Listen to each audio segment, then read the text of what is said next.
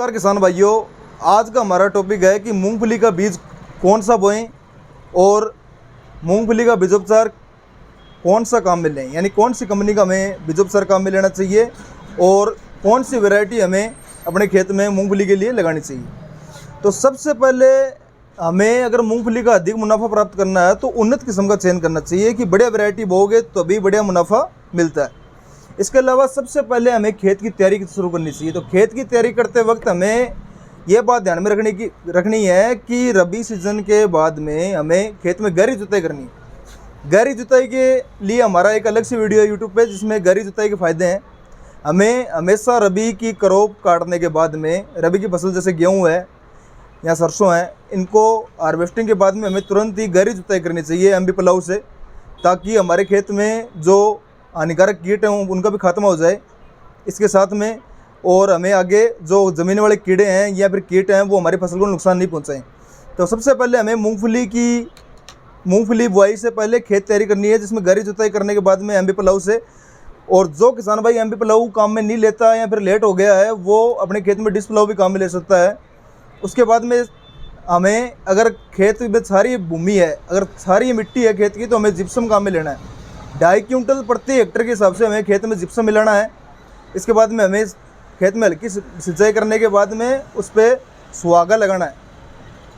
खेत को अच्छी तरह पानी पिला के, अच्छी तरह भिगो के उस पर सुहागा लगाएं, या फिर मेज भी बोलते हैं, पाटा भी बोलते हैं कि किसान भाई। वो लगाने के बाद उस पर हमें सीड कम फर्टिलाइजर ड्रिल से हमें फर्टिलाइज़र प्लस सीड वो क्वालिटी काम में लेनी है। अगर वो नहीं है तो पहले फर्टिलाइज़र की बुआई कर लें, डीएपी या एसएसपी काम में लें, क्योंकि डीएपी और एसएसपी की बहुत ज़रूरत होती है मूंगफली को शुरू में बुआई के वक्त, ताकि हमें जड़ों का अच्छा विकास हो और पौधे का अच्छा विकास हो।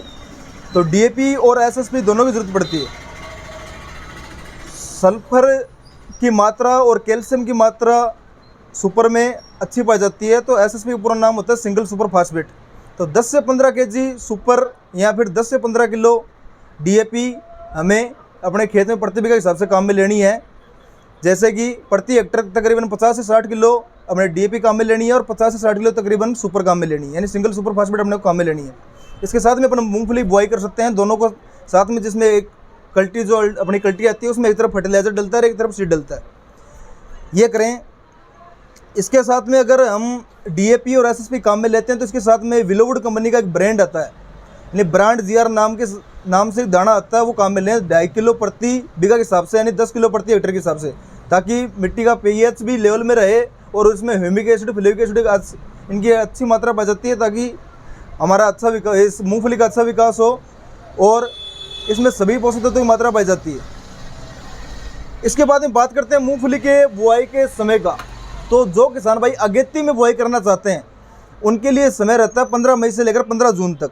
और जो आमतौर पर किसान बुआई करते हैं बिल्कुल टेम्परेचर के हिसाब से, और जो हमारी लगातार खेती होती आ रही है, वो 15 जून से लेकर 15 जुलाई के बीच में खेती करें। अधिक पैदावार के लिए कम से कम 30 डिग्री टेम्परेचर होना बहुत ज़रूरी है, ताकि मूंगफली का जर्मिनेशन अच्छा रहे। अब बात करते हैं हम बीज की। तो अगर बीज की बात करते हैं तो सबसे मेन चीज़ यही होती है मूंगफली में कि अगर अपन अच्छी वैरायटी काम में लेते हैं तो अच्छा उत्पादन होता है, अगर हल्की वैरायटी काम में ले ली तो हल्का उत्पादन होता है।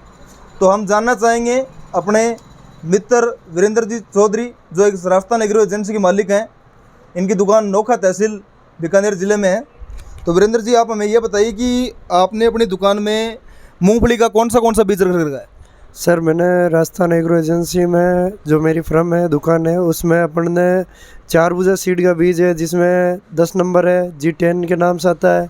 उसके अलावा 20 नंबर है जो अपने CBS 20 के नाम से आता है। इसके अलावा एक नई वैरायटी है जो 510 के नाम से प्रचलित है, जो अधिक पैदावार के लिए किस्म है, वो भी हमारे पास उपलब्ध है।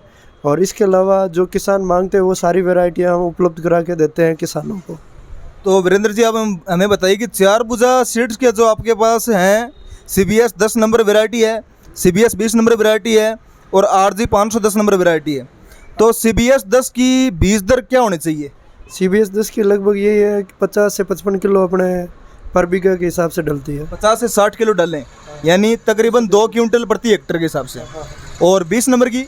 20 नंबर की यही है 55 से 60 किलो के बीच में। और 510 नंबर जो वैरायटी है RG 510 जो आजकल काफ़ी प्रचलन में आती है, प्रचलन में आ रही है और किसान भाई काफ़ी ज़्यादा उस पर जोर दे रहे हैं, तो 510 की वैरायटी जो आ रही है इसकी बीज दर क्या है? सर इसकी बीज दर अपने यही है, देखो सिकर साइड में तो 35 किलो डालते हैं, 35 से 40 किलो। अपना बीघा बड़ा है, अपनी ज़मीन बीज रखती है, तो उस हिसाब से अपन को इसमें लगभग 40 से 45 किलो के बीज में डालना पड़ता है।